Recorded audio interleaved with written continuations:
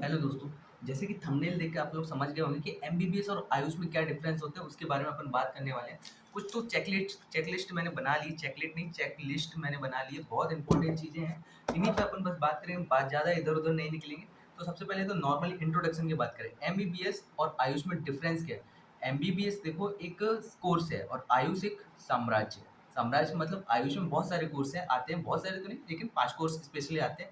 AYUSH यानी 5 important course आते हैं। आयुष से ए से आयुर्वेदा, वाई से योगा एंड नेचुरोपैथी, AYU से यूनानी, एस से सिद्धा और एच से होम्योपैथी।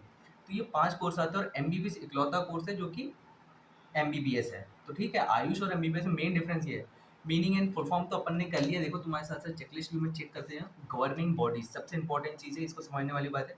गवर्निंग बॉडी होता है क्या है कि इसको कंट्रोल कौन करता है, इसको रेगुलेट कौन करता है, इसके ऊपर ध्यान कौन देता है, इसके रूल्स एंड रेगुलेशंस कौन बनाता है और कौन बिगाड़ता है, चेंजेस कौन कौन करता है।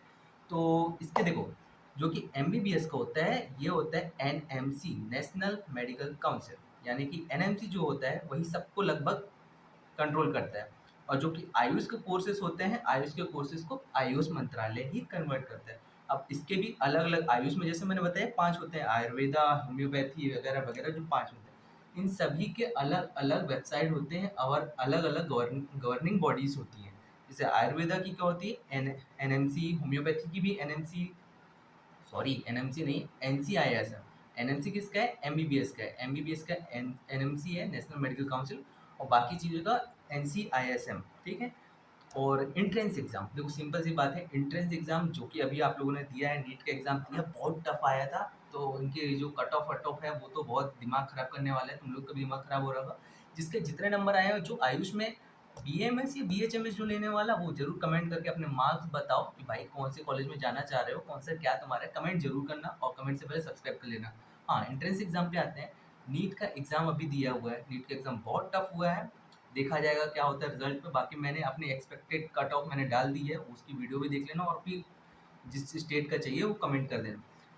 एंट्रेंस एग्जाम के बाद आता है कोर्स ड्यूरेशन। देखो ये सबसे इंपॉर्टेंट चीज़ है। एमबीबीएस का कोर्स ड्यूरेशन सबको पता है 5.5 ईयर, मतलब 5 साल 6 महीना। 5 साल 6 महीने में क्या आता है, 4.5 साल का कोर्स होता है और 1 साल का इंटर्नशिप होता है। इंटर्नशिप में गवर्नमेंट कॉलेज से है तो स्टाइपेंड मिलता है, प्राइवेट कॉलेज से है तो स्टाइपेंड नहीं मिलता। कुछ कॉलेज में मिलता है, चंदा जितना मिलता है।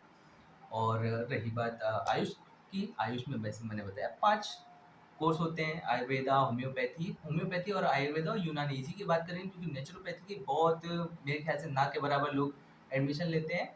यूनानी में कुछ लोग लेते हैं।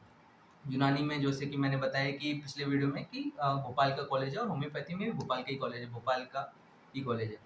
और इसका जैसे कि मैंने क्या बताया, कहाँ अटक गया था मैं, कोर्स ड्यूरेशन सभी में 5.5 साल का कोर्स है, एमबीबीएस में भी और इसमें भी। आयुर्वेदा में थोड़ा सा स्पेशल सिम्टम होते हैं, सिम्टम इसलिए बोल रहा हूँ, मजाक कर रहा हूँ। 5.5 साल का कोर्स होता है। 5.5 साल के कोर्स में 4.5 साल तो पढ़ाई करनी है, 1 साल इंटर्नशिप। 1 साल इंटर्नशिप कैसी, 6 month modern science, 6 month Ayurveda.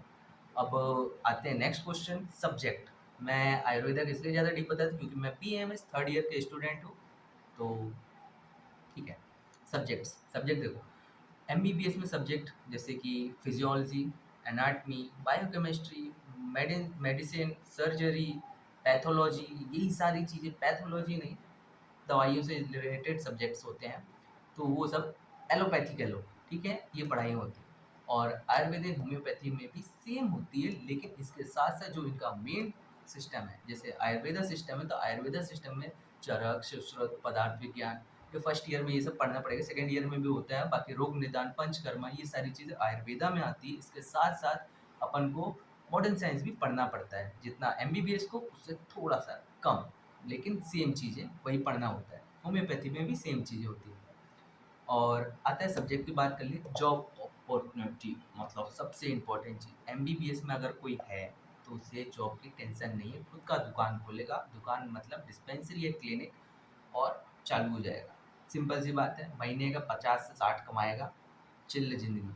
Ayush वालों के साथ ऐसा नहीं होता है। उनके लिए सबसे बेस्ट ऑप्शंस होते हैं किसी कॉलेज में जाके प्रोफेसर बन जाना, बहुत मोटा पैसा। उसके साथ-साथ अगर तुम खुद की क्लिनिक पे अच्छा कर पा रहे हो तो लाजवाब, और अगर ये दोनों नहीं हो पा रहा, इसके अलावा तुम फिर गवर्नमेंट जॉब लो।